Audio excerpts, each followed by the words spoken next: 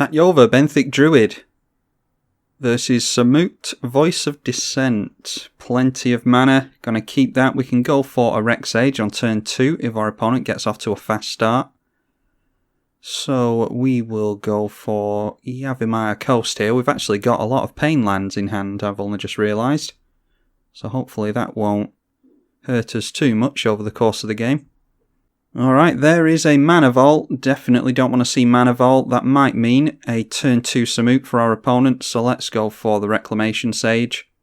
We got into a Prophet of Kruphix during our draw step, so hopefully we'll manage to land that and do some obnoxious stuff for our opponent. Going for the bounce land, and what do we want here? Well, we can't actually play anything, can we? So let's just, we'll lay down Field of the Dead. We'll hold up the crop rotation and swing in at our opponent. Then next turn we're looking at Prophet of Kruphix into Tatyova on our opponent's turn. Oh, and haven't seen anyone play this yet. Doomed Artisan. Sculptures you control can't attack or block.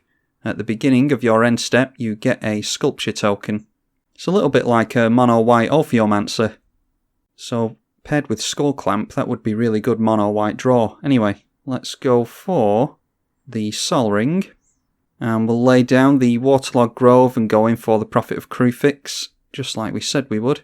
Losing a lot of life to all these lands. And we'll swing in with Rex Sage, because I don't mind if my opponent blocks with the Doomed Artisan. And Anointed Procession coming down, that's pretty good with the Doomed Artisan. Now, I think the way this is worded, the Doomed Artisan is what gives these things the inability to attack or block. So if we get rid of that, then I think these will be able to start swinging in and blocking.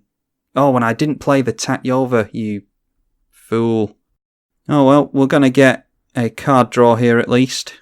Play the Gaia's Cradle, get a life and draw a card, and we get another land there. Might actually be worth... Well, we can get down Nazal, can't we?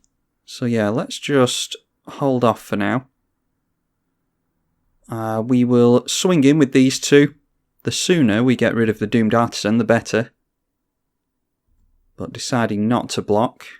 Playing out a tap land, and then just continuing to build up a sculpture army. Now the question is, do we want to crop rotation? I think it might be worth getting rid of the Ancient Tomb actually.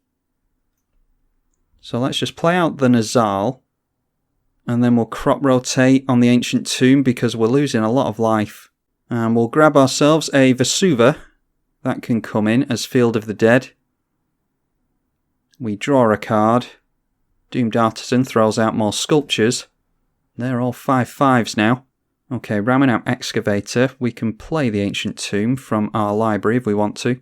Or from our graveyard, I should say, not from the library. So let's go for ramming out Excavator. And we'll play Oracle of Muldiah and probably the birds as well. We have an Avenger of Zendikar on top, so it might be worth us going wide past these sculpture tokens, so we're not going to swing in this turn. And we've got another land on top as well. Yeah, we'll just save the Avenger of Zendikar for now, because if our opponent wipes the board, then we can just play it next turn. If our opponent doesn't wipe the board, we can play it at the end of their turn. So for now, we'll just leave everything back. Like I said, we just have to hope our opponent doesn't have a sack outlet for that thing. A Gavany Township will be able to start buffing it up. There's a Loxodon Life Chanter. I don't know what that does. You may have your life total become the total toughness amongst creatures you control. Well, that is a very interesting interaction. With this board state, they're going to gain a lot of life. They're at 22 currently. 32 life are they going to gain here? No, that's 10 life. Oh, they don't gain the life, it becomes the total toughness. Right, okay, so that's not as bad as I thought it was going to be. It becomes the total toughness, which means they went up 10. Alright, our opponent's passing the turn and getting some more sculptures. We've got a Lightning Greaves on top. Let's go in for our Avenger of Zendikar. And we are just after going really wide on our opponent at this point. We'll play the Tech Edge, and we'll get a bunch of triggers there. Field of the Dead is triggering. We've got 2 of those thanks to Vesuva. Draw a card and gain a life, and put a plus counter on all of our plants. And there's a Cyclonic Rift on top as well. Haven't gotten into any fetches, unfortunately, but we can draw into that Cyclonic Rift if we go... Yeah, if we kill off one of our opponent's lands with the Tech Edge. What do we want? There's a bounce land here somewhere, isn't there? Yes, that one. We'll get rid of that. And then because we can play more than 1 land a turn, and we've got Raminap in play, we'll be able to play the Tech Edge out of the bin. That will draw us into the Cyclonic Rift. Oh, and a Consecrated Sphinx on top as well is really good. Our opponent knows that we've got the Cyclonic Rift because they saw it on top. So all we do here is Rift, and I don't think we've got lethal on our opponent, but I don't think they can build a doomed artisan army quickly enough to swing in at us eventually. It's taken them a few turns to get all of these onto the board, and unfortunately for them they did not get into a sack outlet, but haven't seen doomed artisan played yet, and I'll be honest, I didn't actually think much of it, but after this game, it turns out it can do some pretty good stuff. Getting all of these for free is not bad. But a lot of the time I suppose I would use it as an Ophiomancer type card with Skull Clamp. Anyway, hope you all enjoyed it as well. I'm tribalkai on the EDH channel. Thank you for watching. Okay, just jumped in against the same player again, see if they have any more luck. This time that is Tatyova Benthic Druid versus Samut Voice of Dissent. We have some ramp there, so we'll keep.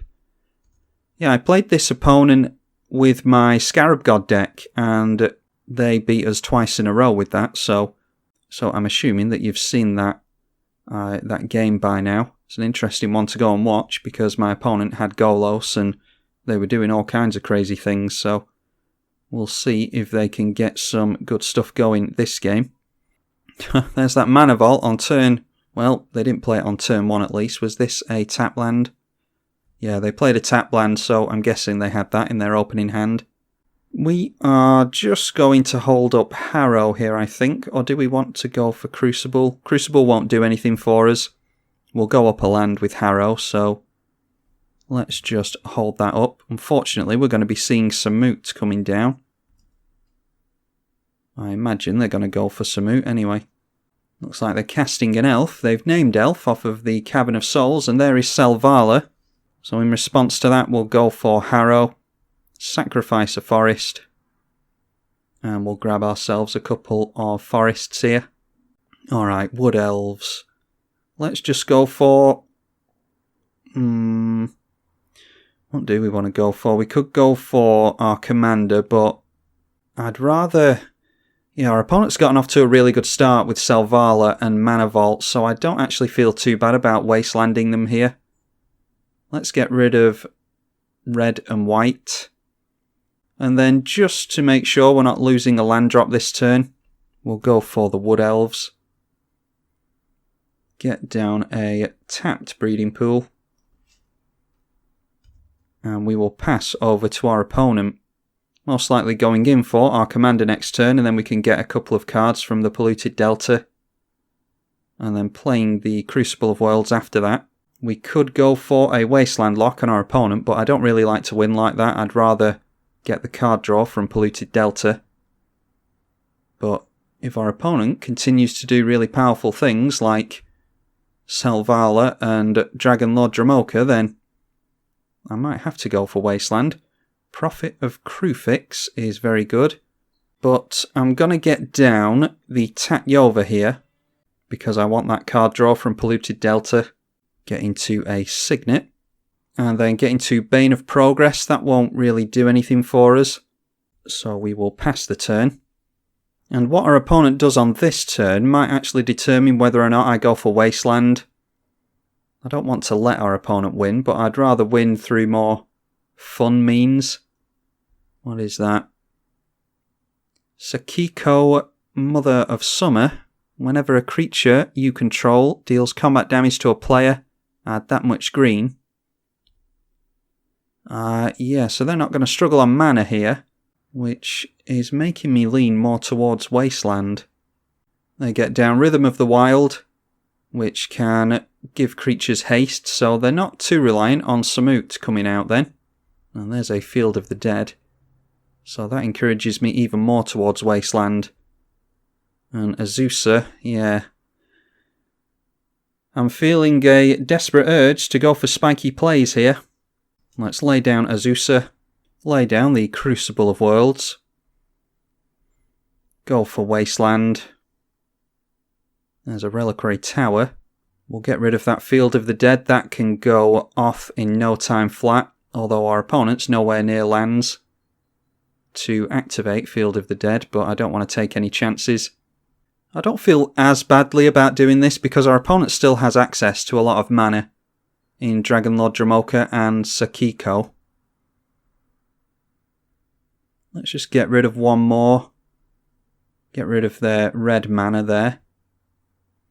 And then we can play another land. Let's go for Polluted Delta. Oh, can we get a green source with Polluted Delta? I was thinking of getting a green source in for Burgeoning for another land drop. Probably should have played the Forest, actually. There's a distinct lack of dual lands in these colours. I get mixed up which ones are the enemy and which ones are the ally colours. Alright, well that's a mistake. Should have gone for the Forest there. Okay, where are we now? Let's just leave it at that. Let's get rid of the Signet and the Bane of Progress as well, I think. Now I think it's just a case of using Beast Within to get rid of the Dragonlord Dromoka. Oh, does it have hexproof? No, it can't be countered.